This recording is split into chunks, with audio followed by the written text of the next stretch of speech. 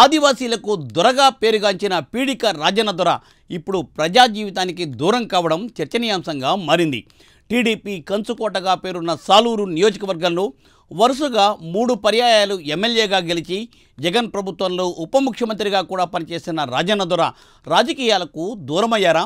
గత ఎన్నికల్లోనే పోటీకి సుముఖత చూపని రాజన్న దొర ఇక పాలిటిక్స్ చాలు అనుకుంటున్నారా?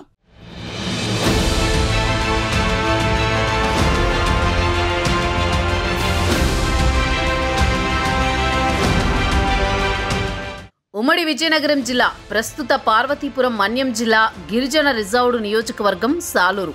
టీడీపీ ఆవిర్భావం తర్వాత 1989 ఎన్నికల్లో మాత్రమే ఆ పార్టీ ఓడిపోయింది. 1994 నుంచి సాలూరులో టీడీపీ అభ్యర్థి రాజేంద్ర ప్రతాప్ భంజిదేవ్ వరుసగా 3 సార్లు విజయం సాధించి ఆ నియోజకవర్గాన్ని టీడీపీ కంచుకోటగా మార్చారు. 2004లో కాంగ్రెస్ నుంచి పొలిటికల్ ఎంట్రీ ఇచ్చిన పీడిక రాజన్న దొర తొలిసారి ఓటమి పాలైనప్పటికీ 2009లో టీడీపీ కంచుకోటను బద్దలు కొట్టగలిగారు.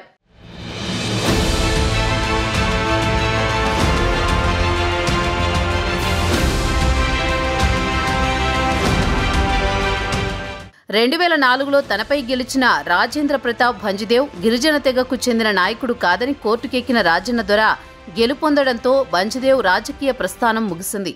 2009లో తొలిసారి ఎమ్మెల్యేగా గెలిచిన పీడిక రాజన్న దొర తర్వాత వైసీపీలో చేరి తన విజయం పరంపర కొనసాగించారు.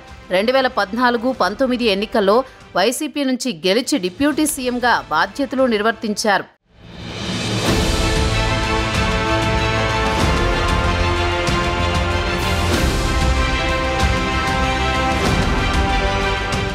కాంగ్రెస్లో ఉన్నప్పుడు దివంగత నేత వైఎస్ నమ్మిన బంటుగా ఉన్న ఆయన తర్వాత జగన్కు ఆప్తుడిగా మారారు. వరుసగా 3 సార్లు గెలిచి సాలూరు నియోజకవర్గంలో తిరుగులేని నాయకుడిగా, ముక్కుసూటి మనిషిగా, మచ్చలేని నాయకుడిగా పేరు తెచ్చుకున్నారు.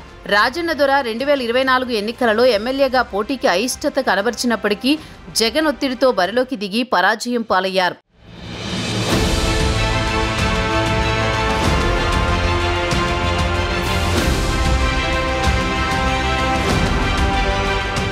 రెండు 2024 ఎన్నికలలో ఓటమి తర్వాత దొర కనీసం అధిష్టానానికి కానీ, నియోజకవర్గంలో కార్యకర్తలకు కానీ ముఖం చాటేస్తుండడం చర్చనీయాంశంగా మారింది.